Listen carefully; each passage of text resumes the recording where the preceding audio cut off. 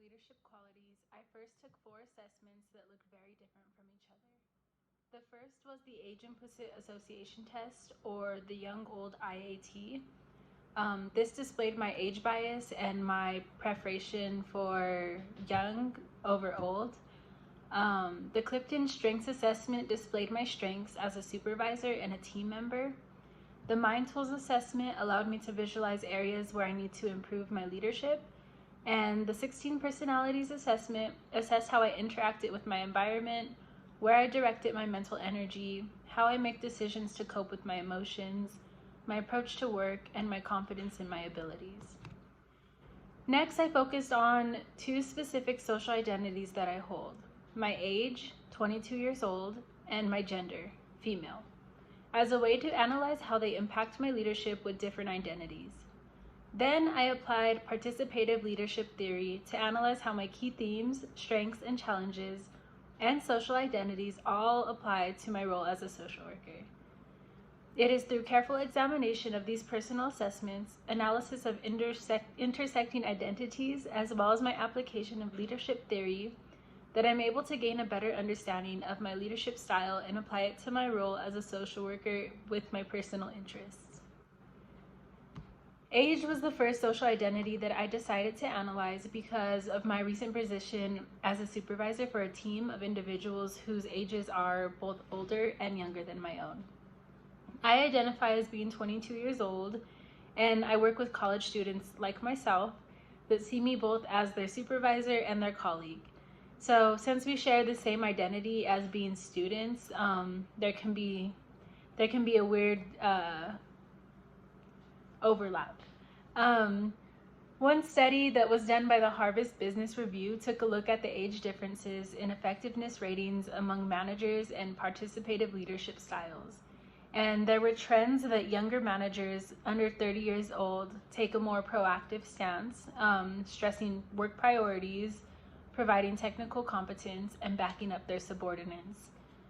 However, this study also mentioned that young managers possess self-doubt in their confidence, which was something that came up for me for my personal assessment in the Mind Tools assessment. The other identity that I decided to focus on was my identity as being female. This was something that was very important for me to identify because of how visible my identity as female is for myself.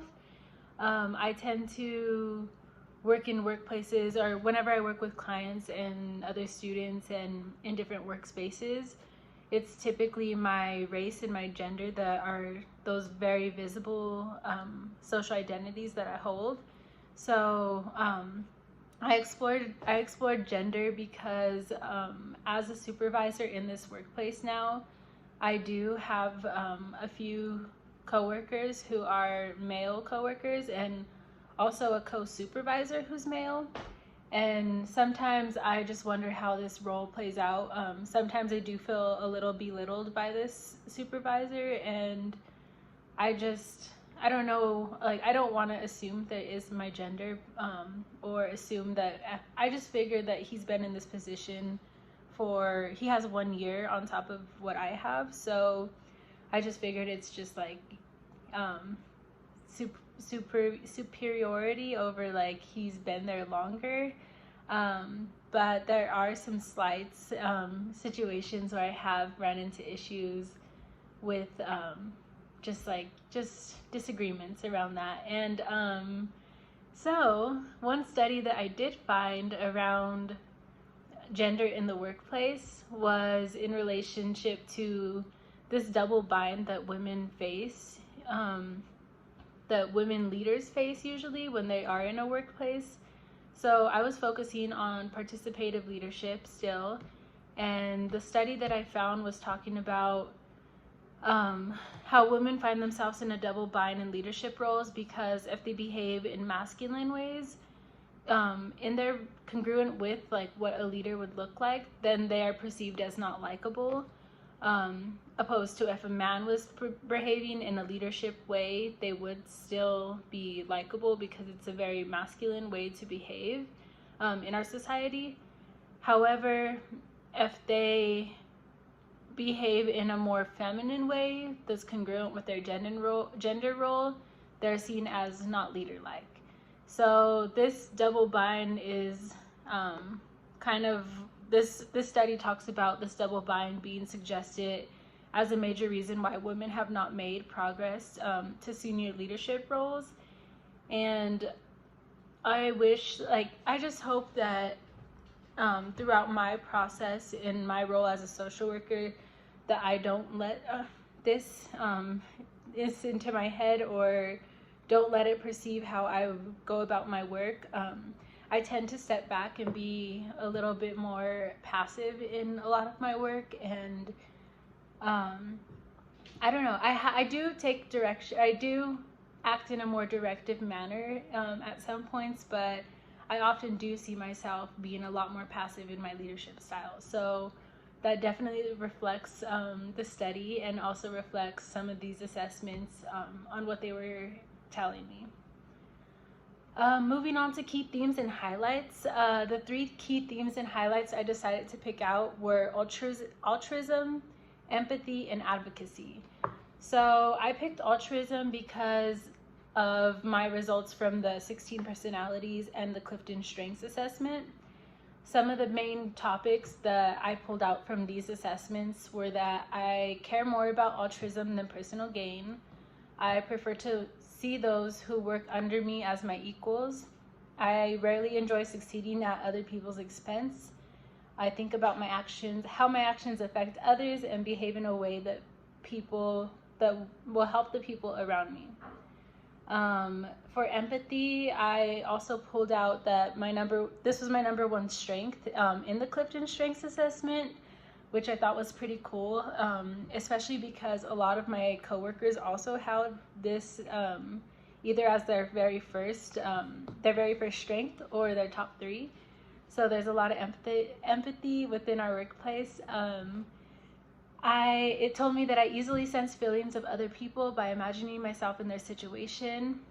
I sense a person's need to hear kind, encouraging, supporting words, and I communicate in a way that is warm and sensitive.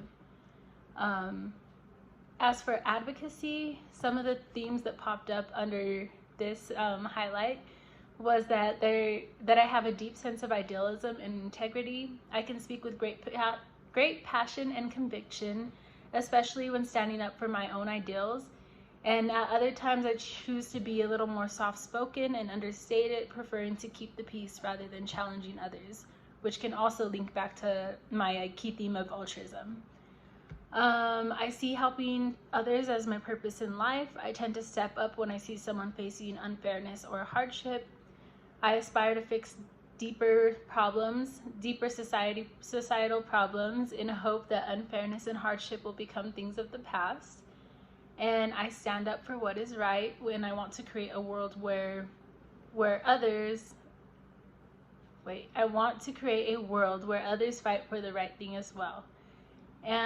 So yeah, those were some of my key highlights: altruism, empathy, and advocacy. I definitely see these in my role as a social worker all the time, even in my other roles as a daughter and as a sister and just a family member and a community member. I just love lifting up the people around me and seeing others succeed. I wouldn't be in the place that I am today if someone didn't take the time to have empathy towards me, advocate for me, and just show me altruism. So I definitely feel like these are key themes in my life, just because of things that I've experienced as a kid and still today with the people I interact with. As for my leadership abilities, some strengths that were highlighted in all of the assessments that I took were being insightful, so moving past appearances and getting to the heart of things, being principled with my deeply held beliefs, so being positive, having a positive attitude and outlook. I approach situations realistically, high emotional intelligence, the ability to create robust, compelling vision for the future and present a vision in a way that inspires people that I lead, that have ability to craft compelling and interesting stories to inspire, I motivate people to deliver a vision, great role model, managing performance effectively, strong communication, and providing support and stimulation. So those were all of my strengths that I pulled out from both the mind tool assessment, strengths assessment, and 16 personalities. As for challenges, I found one that says that I feel like I can't rest until I achieve my vision of success, which can lead to stress and burnout, which is something that I do experience a lot. I find myself feeling uncharacteristically ill-tempered when I'm experiencing burnout. And I get especially stressed in the face of conflict and criticism, so I don't take constructive criticism too well. It can feel very deeply personal or hurtful because it says that although like I usually act with best intentions, it gets frustrating when things aren't perceived that way. So yeah, so that could be a challenge for myself. Also being reluctant to open up. I think I need to solve problems on my own, and I don't want to burden others with my own issues, so I usually keep things to myself.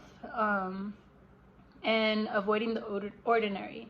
So being motivated by having a greater purpose in life. I can have a hard time with this because breaking big visions down into manageable steps can also be something that I struggle with. And it is something that I do struggle with all the time. So yeah, these are definitely strengths and challenges that both resonated in my work as a social worker and in my life in general, as a student, as a daughter. I definitely see these things come up for me all the time. The theory that I decided to apply to this, I probably already stated it already, but participative leadership theory was something that I thought was that I saw within myself a lot, as a supervisor, as a team member, as a friend. So participative leadership is a style that takes into account the input of others. So it says participative leaders are encouraging, they encourage participation and contribution from other members of the team. And they make the other members of the team feel relevant and committed to their work. I definitely see myself doing this, and it also reflects in my strengths it says shared vision and being able to motivate others to go along with my vision as well. This is something that I do throughout my work at my internship right now. I intern at the First Gen Initiatives office, and I'm always like, hey, like our mission is for First Gen students, right? Like that's why you applied to this job, correct? Like you're a First Gen student and I'm a First Gen student, and we're here to help our First Gen students. And I feel like I'm able to do this very well through participative leadership. I think having the feedback from other students other team members within a group really makes them feel valued, really makes them feel like heard. And I feel like being heard on a team is very important, and being able to know that you're part of that decision-making process is something that's very important. Participative leadership theory also involves assistants and dependents, peers, managers, seniors, so everyone is within this decision-making process. And I think it's just very like holistic just to have everyone involved in this process as well. And it also talks about better understanding of a problem and resolving issues more easily when you're working all together as a team to decide these things.